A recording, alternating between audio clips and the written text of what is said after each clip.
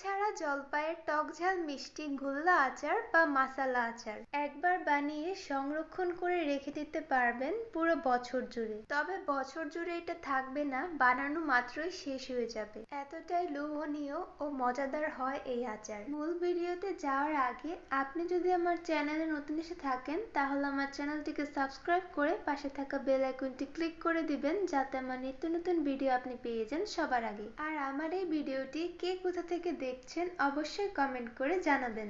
চুলায় একটা প্যানে 1.5 কেজি পরিমাণ জলপাই নিয়ে নিলাম। জলপাইয়ের মধ্যে পরিমাণ মতো পানি দিয়ে দিলাম। ঢাকনা দিয়ে ঢেকে জলপাইগুলোকে সিদ্ধ হতে রেখে দিচ্ছি।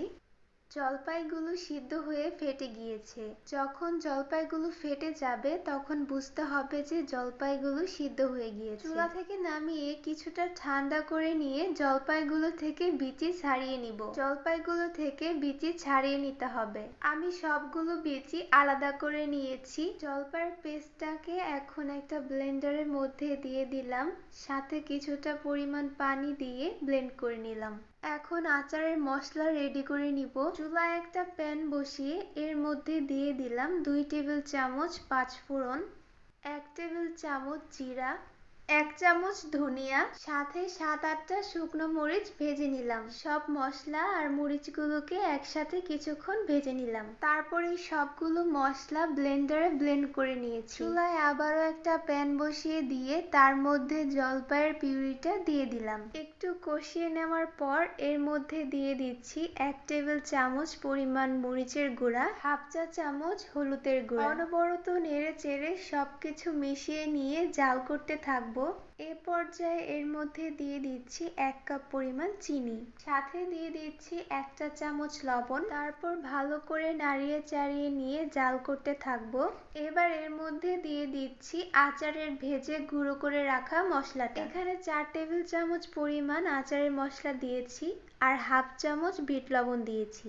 এবার আর কোনো কাজ নেই, অনবরত নেড়ে চেড়ে শুধু জাল করতে থাকবো। 10 মিনিট জাল করে নিয়েছি। আচারের কালারটা এরকম এসেছে। এ পর্যায়ে আচার চুলা থেকে নামিয়ে নিয়েছি। হাতে সামান্য তেল মেখে নিয়ে আচারের বলগুলো তৈরি করে নিয়েছি। আমি সবগুলো আচারের বল তৈরি করে নিয়েছি। একটি প্লেটে ব্লেন্ড করা আচারের মশলাটা ঢেলে নিলাম আর 1/2 বাটি চিনি ঢেলে নিলাম। তারপর চিনি আর মশলাটাকে একটু মাখিয়ে নিলাম। এবার আচারের গুল্লাগুলো এই মশলার মধ্যে খুব ভালোভাবে কোট করে নিচ্ছি। রেডি হয়ে গেল আমার টকঝাল মিষ্টি জলপাইয়ের গুল্লা আচার। আশা করছি রেসিপি সবার কাছে খুবই ভালো লেগেছে। আপনার যদি আমার এই ভিডিওটি ভালো লেগে থাকে তাহলে আমার ভিডিওতে লাইক, কমেন্ট এবং শেয়ার করে দিবেন। আজ এই পর্যন্তই, দেখা হবে আবার ইনশাল্লাহ নেক্সট ভিডিওতে। আল্লাহ হাফেজ।